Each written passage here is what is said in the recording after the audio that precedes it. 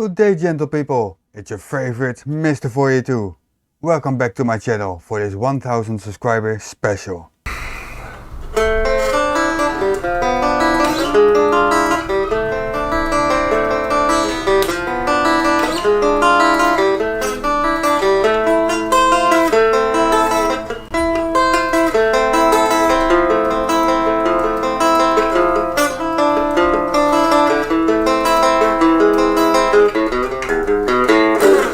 When I started creating videos, about 5 months ago, I never thought I could reach 100 subs, let alone 1000 or even more.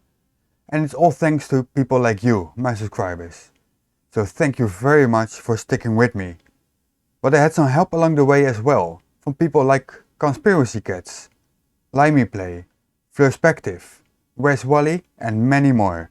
And of course a special mention to my patrons, who help keep me going. Thank you very much for that as well. Now, you're probably not here to watch me thank people, but there is one last person I need to address. His help has been invaluable in reaching this milestone. He has asked me to create a video for his channel to cover a slot during his holiday. And this publicity has drawn in a lot of subscribers to reach quadruple digits. Mr. Sensible, thank you very much for giving me the opportunity to promote myself on your channel. And now for the main event, the video I created for Mr. Sensible. Enjoy!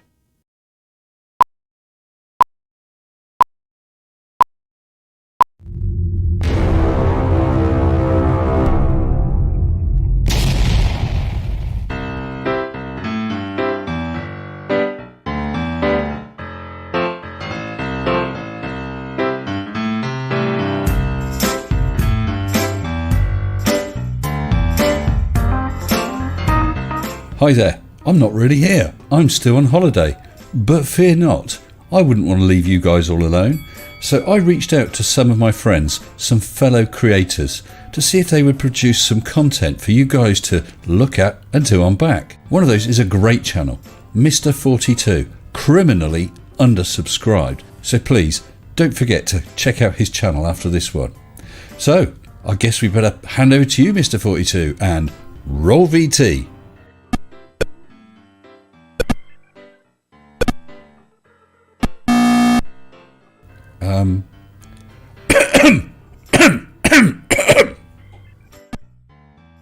Oh, hi there.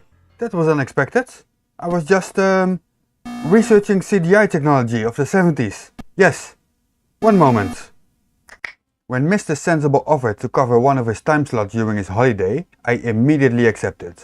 I think it's a great honor, and a little bit of self-promotion doesn't hurt either. But it also put me in a bit of a conundrum.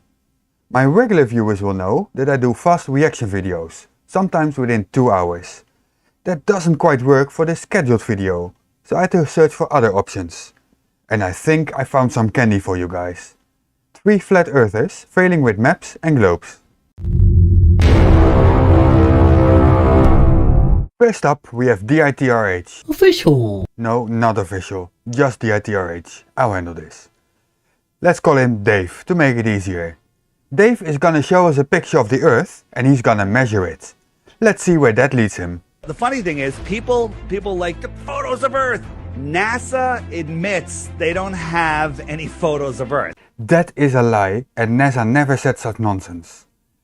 This is a single picture of Earth taken in 1972 on Apollo 17 from a distance of about 29,000 kilometers or 18,000 miles, using a 70mm Hasselblad camera with an 80mm size lens. Do you need me to repeat that?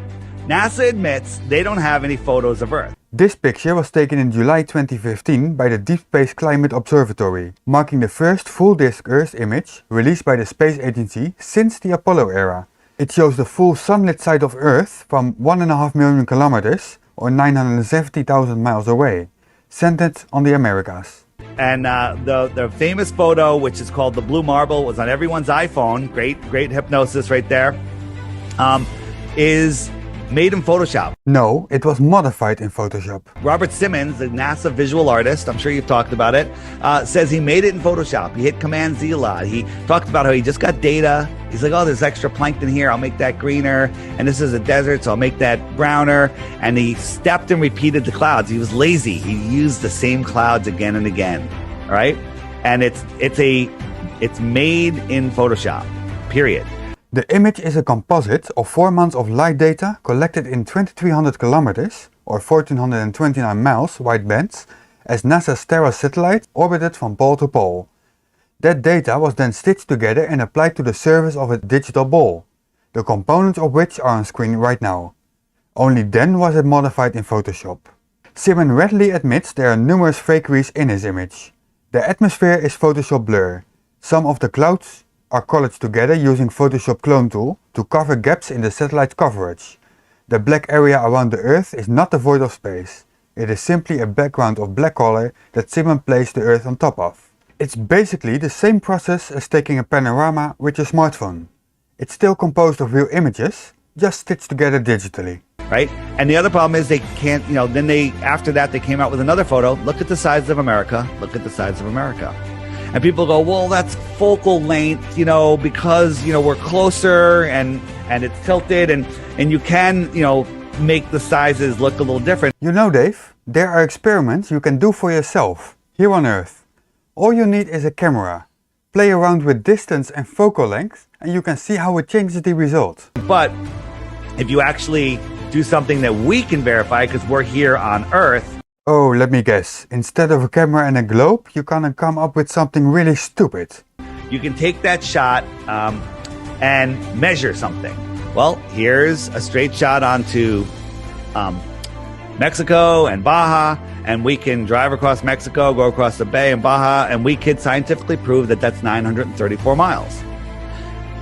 NASA tells us that the diameter of the Earth, a line straight through it, no curvature involved, just the diameter, 7,917 miles. Here is 934 miles on this map of theirs.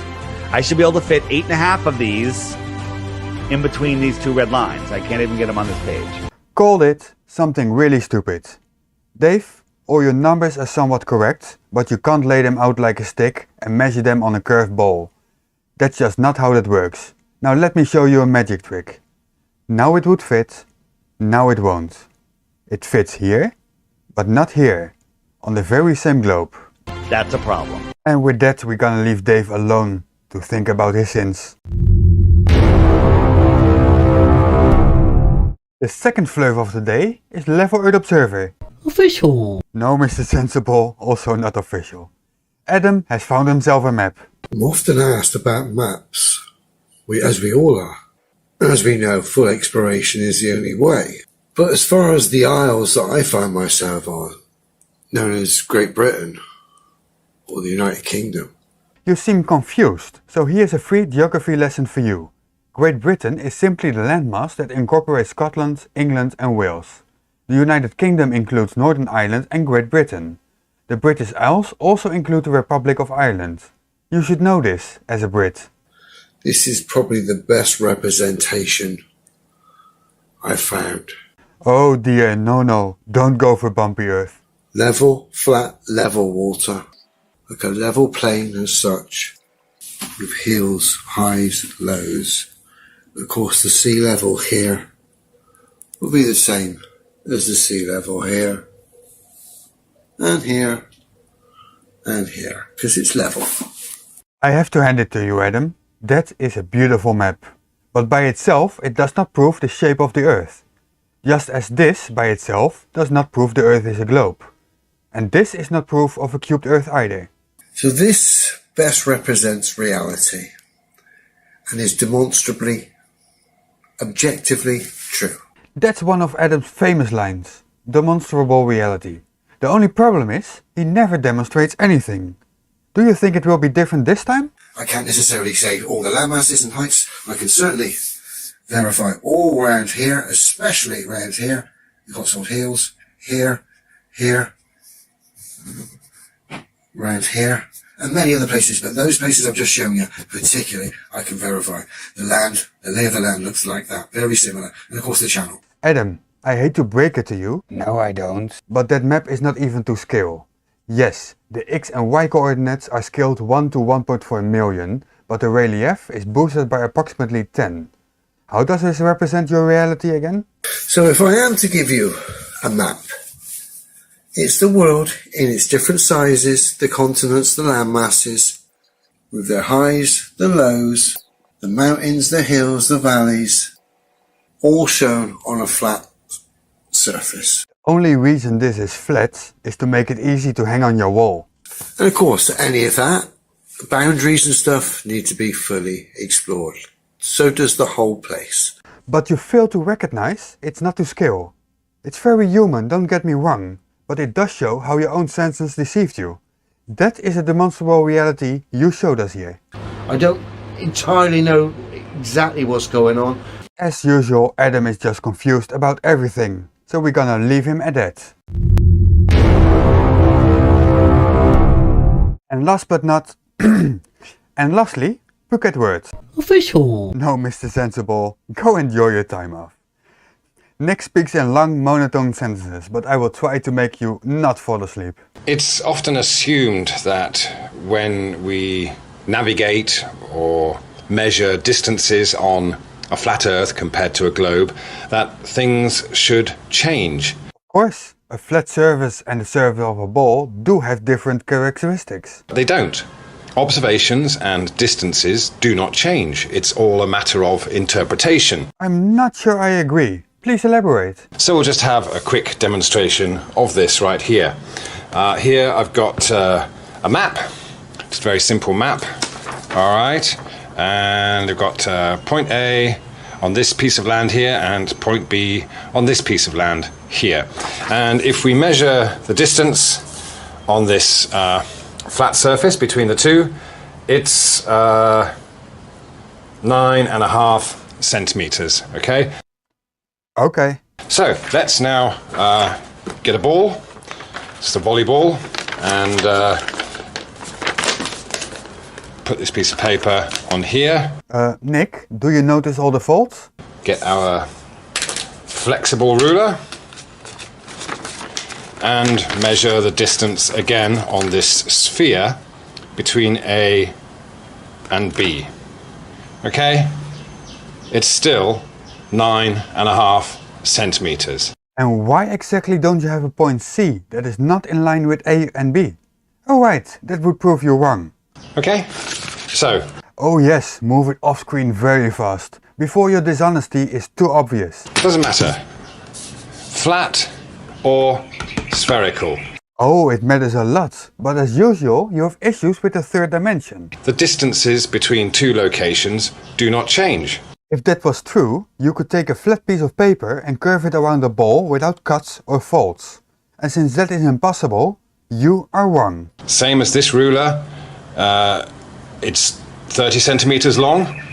You bend the ruler, it's still 30 centimeters long. As usual, you have issues with the third dimension. It's really all a matter of interpretation. No, it's really all a matter of you being dishonest again. You can believe it's on a globe, or you can take it for what it is. Good idea. I will take it for what it is and will expose your dishonesty, lies and misunderstandings on a regular basis. Thank you very much. You're welcome, Nick. Now, for good measure, I have one more short subject. I noticed a lot of flat earthers base their beliefs on their interpretation of the Bible. So let's ask a young earth creationist if the earth is indeed flat. Here is Matt Powell. Really? Official. They knew back in Bible times that the earth was a globe just based on the fact that they could do simple mathematic calculations based on comets and stars out in outer space. It doesn't happen a lot, but he got something right for a change. I also wanted to know why they think the flat earth theory is a thing. Here is Kent Hovind Official. with his idea. They wanted a way to make Bible believers look stupid to the academic world. They knew they could not match the science for creation against evolution, so they decided on a totally different approach. They would get Christians to teach the earth was flat and fixed in space, not moving. They created a story about a conspiracy where NASA and the US government lied about the moon landing and the round earth. They had plenty of funding, so they began writing letters and articles, starting discussions in various formats, and producing books and articles defending the flat earth. Hundreds of well-meaning Bible believers were sucked into this movement. The club still meets to plan ways to keep the movement going and to laugh at the ones who believe it. And in your humble opinion, is it working? If there's a conspiracy, it's to make Christians look stupid, and it's working for that. I couldn't agree more. And with that, we've come to an end of this video. I hope you enjoyed it, and I'll be happy to show you all on my channel, which Mr. Sensible undoubtedly linked in the description. This has been Mr. 42, out. Don't panic. Well, thanks for that, Mr. 42. Loved it. Don't forget to check his channel out. You won't regret it. Remember, it's Mr. 42. Official. Until next time, stay sensible. Shut up and sit down.